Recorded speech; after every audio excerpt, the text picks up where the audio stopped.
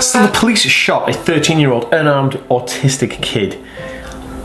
What?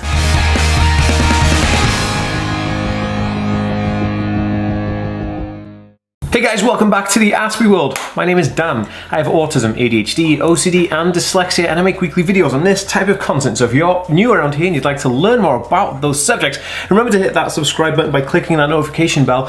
And if you're watching over on Facebook, be sure to give this page a like and a follow to see more videos just like this one. Whew, hey guys, how's it going? God man, it's been a hot minute. I feel like it's been forever. I record a lot of videos a day, but then I kind of batch record videos, and then I basically create more videos to put out at different dates. So I kind of maybe film 4 or 5 videos, and then I put them all out at different times. Anyway, regardless of how I do my video, I wanted to do this video today because I saw this article, and the article came, I think it was the BBC I saw the article on, but basically it was all to do with how this kid who was having some kind of episode in his home. I'm going to go through that in a minute in proper detail, but anyway, some kid who's autistic, he's only 13 and in America, and he was shot by police, and I was like, whoa! So I'm going to go cover the full story, talk about it, and let's have a discussion, because I think this is something that is looming. There's a big issue in this that's always looming, so I wanted to go over it and cover that right now. So yeah, before we get into that, guys, if you want to go and check me out on Twitter and Instagram, I'm doing really cool, awesome content on over there, so I'd love to have you follow me so I can check out, talk to you guys, and hang out on those platforms. Please do that right now. And if you want to get your hands on my my Autism Hacks book, it's a free PDF download. The link will be in the description of this video and on the end slate, and I'll try and put it in a card above here somewhere.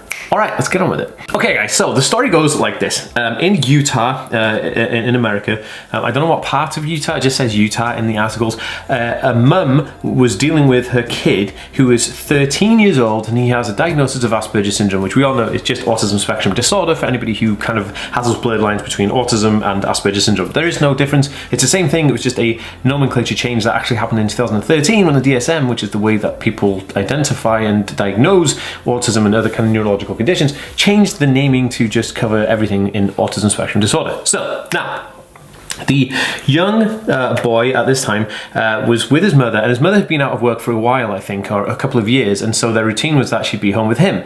Now, what had happened is his mum had got a job, and it was her first day at this new job, which had totally thrown this young boy's routine out. And anybody who knows anything about autism, you know that people on the autism spectrum love routine, have a love for routine, and when that routine is suddenly disrupted, or there's a bump in the road, there could be some dire consequences, and there could be meltdowns, shutdowns, and mental breakdowns. You know that regardless of having autism, people also have mental health conditions that are stacked on top of those neurological conditions.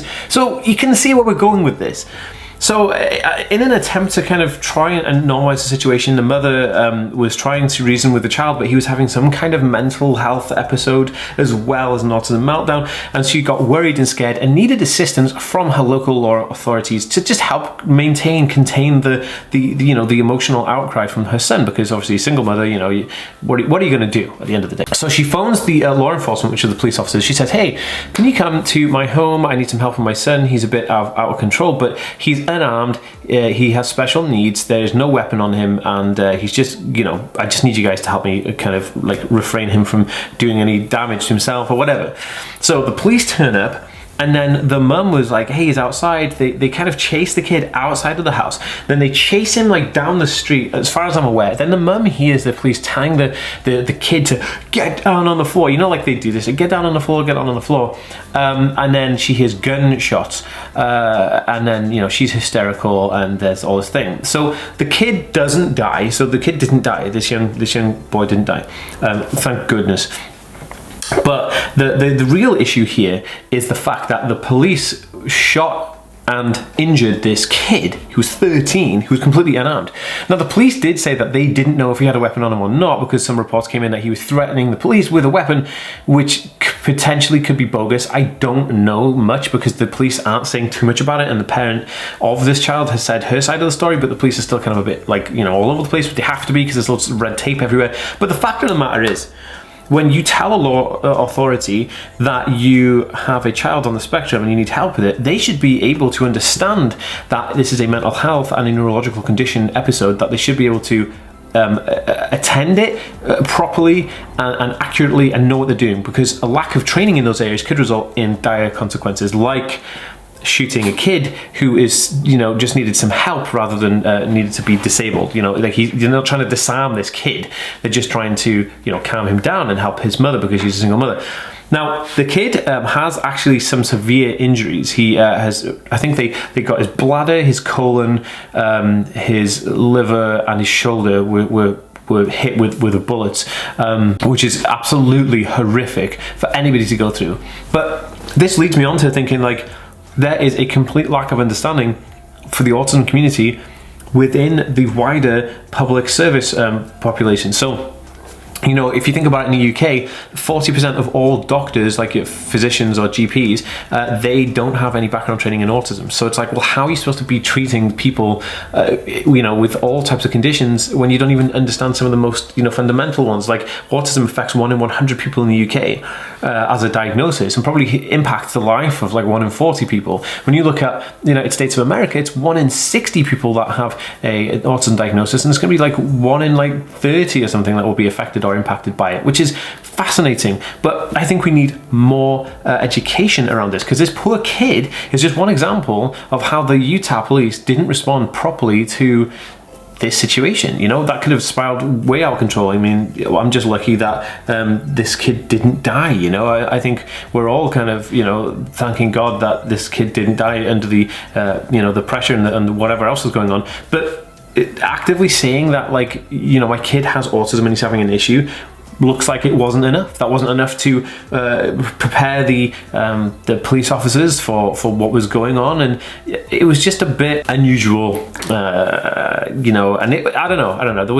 It's a bit weird. So, in terms of that, I think that we need to reach out to all our law enforcement where we are and ask if they have autism training, and if not, maybe it's time for us to do autism training. Because like I run courses, you know, online. I do professional courses. I work with the government. I work with the councils. Maybe it's time I start reaching out and working with the police forces all around the world. And maybe I should start in Utah, because that's a big issue. Let me know what you guys think. I'd love to know what you think about this conversation. Have you heard about it? I will leave a link for this article down below, but I really want to know what your insight is, because it's kind of like, how do I feel about it? I feel like the police did a really poor job of understanding the needs of the people, and they weren't serving. They were just trying to disarm and disable somebody who really didn't need it. They just needed a bit of help. So let me know what your take is on it, and let me know if you think that the police did the right job, the wrong job. I mean, I don't know. Is this like this in your area? Do the police have? I don't know, right? I just don't know. I'd love to know. Like I said, the link for the article is in the description below. You can check that out, and I've left a couple of news report links down there too for a video, so you can check out that video too. But on that note, guys, I'm gonna go. See you in the next video.